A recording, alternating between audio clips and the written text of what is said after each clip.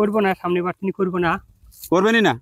না, এরা আপনাদের তো প্রধান ফসলই পেঁয়াজ, তো করবেন না? প্রধান ফসল অন্য ফসল করবো। কিন্তু এই যে বাড়লে তো আবার সাধারণ মানুষ কিনে খাইতে গিয়ে ঝামেলায় পড়ে। 50 টাকা কেজি কিনে খাওয়ার মতো সামর্থ্য বাংলাদেশের সকল মানুষেরই আছে।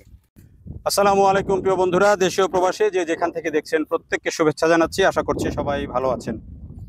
আমরা এখন দাঁড়িয়ে আছি একটা পেঁয়াজের ক্ষেতে। পেঁয়াজ ক্ষেত মানে হচ্ছে এখন তো পেঁয়াজ তুলছে, যে পেঁয়াজগুলো বীজের পেঁয়াজ রোপণ করা হয়েছিল সেগুলো এখন উঠছে, এবং এটাই হচ্ছে পেঁয়াজের মূল সিজন। এবং এই সিজনে আমি যেখানে আছি সেটি হচ্ছে নাটোরের ঠাকুর লক্ষ্মীকুল এলাকা। এখানে একটা বিশাল এরিয়া জুড়ে কিন্তু পেঁয়াজের চাষ হয়, এবং এখানকার মানুষজনের কিন্তু প্রধান ফসল হচ্ছে পেঁয়াজ। তো সেই পেঁয়াজের ক্ষেতে আছি।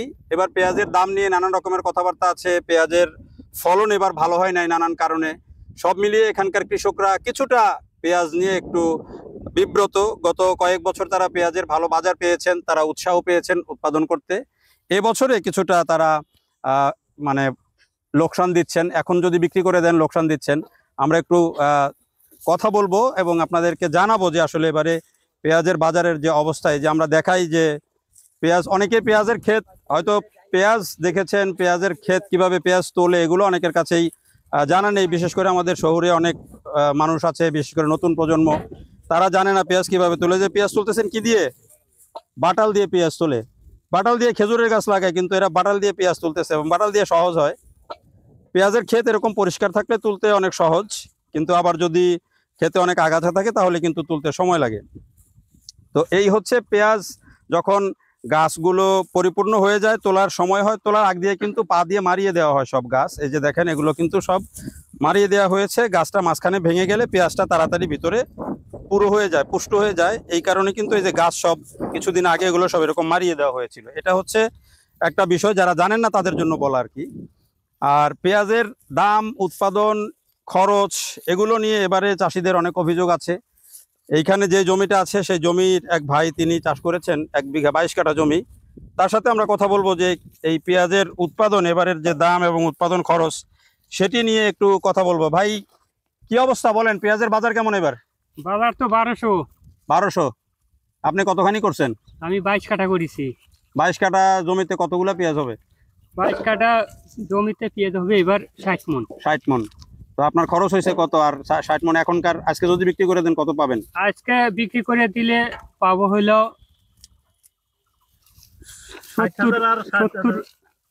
60 থেকে 65,000, এই তো? 65,000। আর খরচ করছেন কত? খরচ করেছি 80,000 চারাটারা বাদ দিয়ে। চারা বাদ দিয়ে 80,000? হয়। তাহলে তো চারা সহ কত? 90,000, 1 লাখ হয়ে যাবে। 1 লাখ হবে। তাহলে লস দিচ্ছেন কত বিঘাতে? লস হচ্ছে 40,000। তাহলে কি কি এইভাবে লস হলে কি করতে পারবেন? আবাদ করবো না, সামনে বার তিনি করবো না।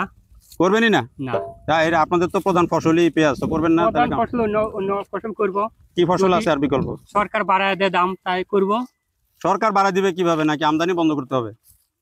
আমদানি ওই ভারত থেকে যদি আমদানি বাইরে থেকে কম আসে, হ্যাঁ, তাই বাজার উঠে যাবি, উঠলে আমরা করবো। আর যদি বাইরে থেকে আমদানি করে আমরা করবো না। কিন্তু বেশি দাম হইলে মানুষ কিনে খাইতে পারবে না। যে বেশি দাম হইলে কিনে খাইতে পারবি, চাকরি হ্যাঁ? কিনে খাইতে পারবি। খাইতে পারবি? হ্যাঁ। তো সাধারণ মানুষ যদি না খাইতে পারে তখন যে আবার মানুষ যে খেপে যায়, তখন কেমন হবে? সবারটাই তো ভাবতে হবে নাকি? হ্যাঁ, সবাইটাই ভাবতে হবে। আচ্ছা, এখন যদি বলি যে আমি এখন যেই বাজার আছে, কত দামে আপনারা বিক্রি করলে মিনিমাম আপনারাও বাঁচবেন, সাধারণ মানুষের মধ্যেও? নিম্নে 3,000 টাকা থাকতে হবে। 3,000 মানে কত টাকা কেজি হলে? তাহলে 70। 3,000 মানে 50-60 টাকা হলে আপনাদের 50 বিক্রি করলেও তো আপনাদের লাভ হবে নাকি? কেজি 50 বিক্রি করলে 2,000 মণ করলে 2,000 মণ করলে লাভ হবে না, 3,000 থাকতে হবে। 3,000 থাকলে বেশি লাভ, অনেক বেশি হবে। 3,000 হলে তো মানুষ আবার কিনে খেতে পারবে না, 80-90 টাকা কেজি হয়ে যাবে। 3,000 হলে কিনে খাইতে পারবি। পারবি? হ্যাঁ,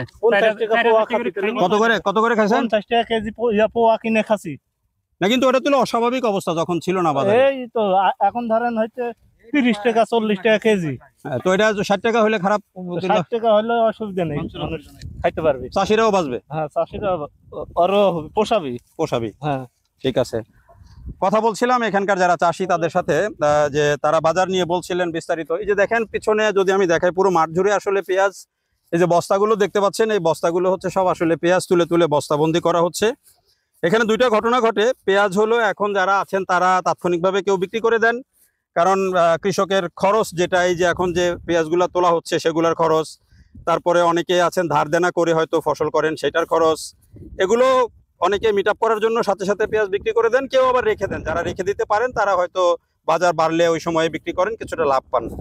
আমরা আরো একজন কৃষকের সাথে কথা বলি, যিনি কি যেন বলতে চাচ্ছিলেন, কি জানি বলতে চাচ্ছিলেন ভাই, আপনি বলেন তো।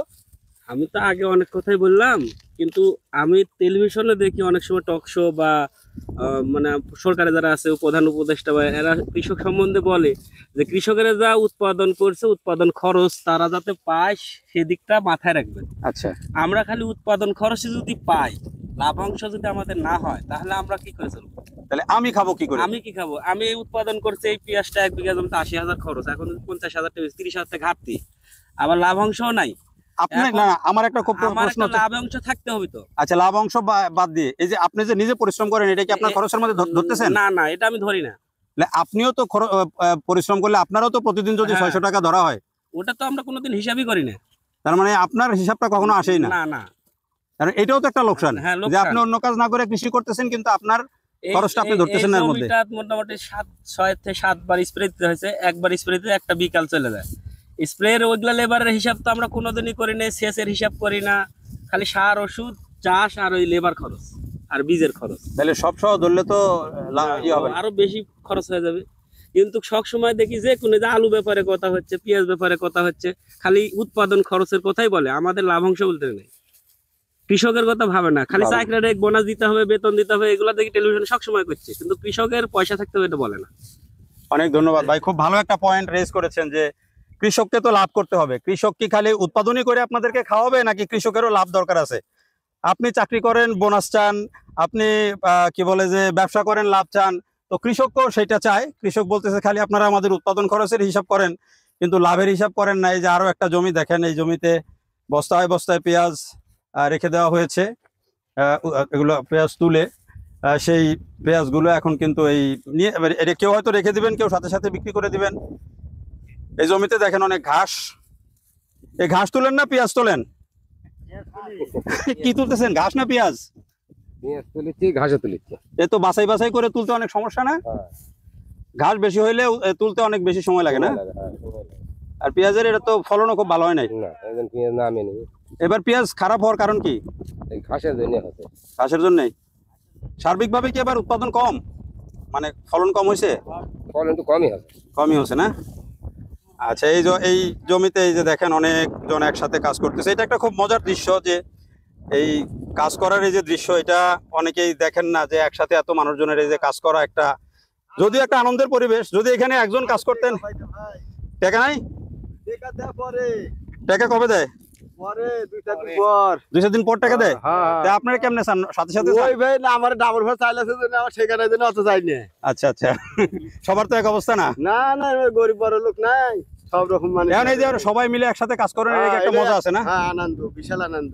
আচ্ছা, এই না একলা একলা কেউ কাজ করলে তো তার মজা লাগবে না। মজা লাগবে রে, হাড়ে বেরাম হয়ে যাবে, হাড়ে বেরাম হয়ে যাবে না? রোদ তো অনেক, মানে বাতাস আছে। এই যে দেখেন কৃষকদের কথা শুনেন। ভাই একটু এদিকে আসেন।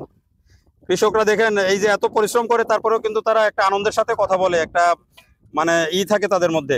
কেমন এবার কি অবস্থা সার্বিকভাবে, পেঁয়াজের অবস্থা কি? সার্বিকভাবে আবহাওয়ার কারণে পেঁয়াজটা একটু ফলন কম, অনেক অন্যান্য বছর হচ্ছে। আচ্ছা মোটামুটি পার বিঘাতে 20-25 মণ করে কম হয়েছে। আচ্ছা, তারপরে ইনশাআল্লাহ আল্লাহ যা দিচ্ছে আলহামদুলিল্লাহ। তবে এখন দামের কারণে মনটা খারাপ। দামের কারণে মন খারাপ? দামের কারণে মনটা খারাপ। দাম কি বাড়বে মনে হয় এবার? এখন কি হবে, এরকম যদি বাইরের দেশ থেকে আমদানি হয় তাহলে তো আর বাড়ার সম্ভাবনা নাই। কিন্তু এই যে বাড়লে তো আবার সাধারণ মানুষ কিনে খাইতে গিয়ে ঝামেলায় পড়ে। 50 টাকা কেজি কিনে খাওয়ার মতো সামর্থ্য বাংলাদেশের সকল মানুষেরই আছে। 50 টাকা কেজি নিচে হলেই কৃষকের জন্য অসুবিধে। এখন তো এখন কত বেশি আছেন আপনারা খুচরা কেজি? এখন বর্তমানে 25 থেকে 30 টাকা। মানে আপনারা বলতেছেন যদি আপনারা 40-50 টাকা 45-50 বিক্রি করতে পারেন তাহলে লস হবে তাহলে না? লস হবে না, তাহলে আচ্ছা। লস হবে। লাভের আশা করছি না, কিন্তু লস হবে। 50-এর কম বেচলেই লস হবে। বর্তমানে আজকের বাজার 32 টাকা। 32 টাকা। হ্যাঁ। অনেক ধন্যবাদ। এই যে কথা বলছিলেন, দেখেন এই যে কৃষকরা তারা উৎপাদন করেন, তারা অনেক বেশি লাভ খোঁজেন না।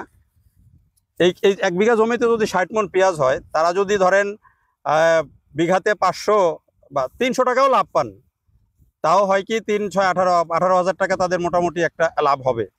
কিন্তু আবার এখনকার বাজারে যদি বিক্রি করেন, তারা কিন্তু একটা এরকম 18 থেকে 20,000 টাকা উল্টা লোকসানে পড়বেন। এই কৃষকরা বেশিরভাগই কিন্তু যেটা পয়েন্ট, সেটা হচ্ছে বেশিরভাগ কৃষক বা গৃহস্থ তার নিজের পরিশ্রমটা কখনো এই হিসাবের মধ্যে আনেন না, যে তিনি যে নিজে পরিশ্রম করেন, তার সন্তান যে পরিশ্রম করে, এটা হিসাবের মধ্যে কখনো আনেনি না। অথচ তিনি যদি অন্য জায়গায় এই পরিশ্রমটা দিতেন, তিনিও তো টাকা পাইতেন। তো এই কৃষকের সব মিলাই হিসাব করতে হবে। উৎপাদন খরচ, কৃষকের উৎপাদন খরচ এবং অন্যান্য যে খরচ আছে সেগুলো মিলিয়ে বাজারটা যেন দুই দিক থেকেই উইন উইন হয়। আমি বারবার বলি, দুই দিক থেকে উইন উইন হয়, মানে যারা কিনে খাবেন তাদের জন্য যেন সহনীয় হয়, আবার যারা বিক্রি করবেন, উৎপাদন করবেন, তারাও যেন আবার পরের বছর উৎপাদন বন্ধ করে না দেন, সেই জায়গায় যেন না যায়। এইটুকু ম্যানেজ করার কাজটাই হচ্ছে সরকার, এইটুকু ম্যানেজ করার কাজটাই হচ্ছে প্রশাসনের। তো সেই কাজটাই আসলে করা বেশি জরুরি আমাদের জন্য। দেখার জন্য সবাইকে অনেক ধন্যবাদ।